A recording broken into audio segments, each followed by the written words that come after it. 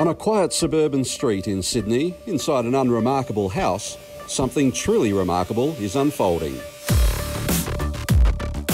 They're going. The rise all thing coming. Nice. I have nothing.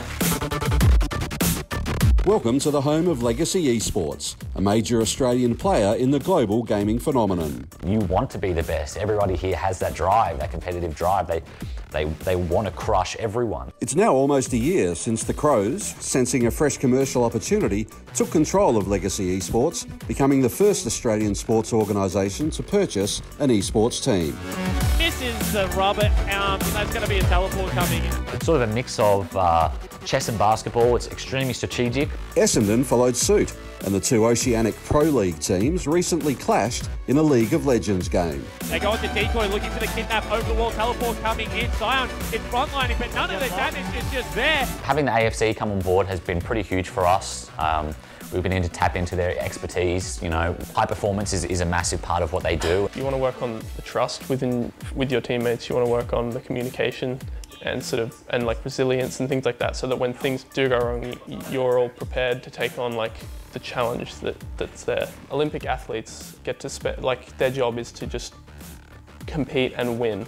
And that's our job too. It's not too much of a stretch. Olympic participation has been mentioned for a sport that's watched on streaming platforms by tens of millions of fans around the world. People grow up playing games, and when they sort of get to my age, a bit older, and you know their interests change a little bit and they don't have so much time for gaming itself, people sort of look to it as a spectator sport. High-performing teams now attract big-name sponsors and go on training camps. They use dietitians, psychologists and fitness coaches.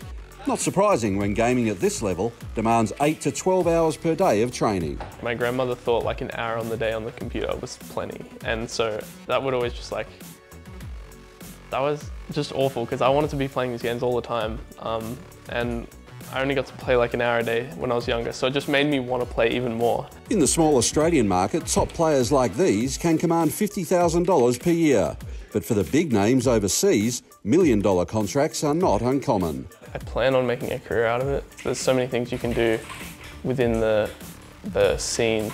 These gamers believe their sport has ditched the nerd stereotype. It sort of depends on how you define geek. I mean, they certainly spend a lot of time playing video games, but you know, it's not the stereotype that has sort of been peddled for the last 20 years. You know, we don't have any fat players. A lot of them spend time looking after their physical health, you know, going for a run or going to the gym. And there's strict discipline in the house as well. Each player must pull his weight with the housework. It's something that I now have to kind of learn, and we all have to learn, is to live together and, you know, learn skills that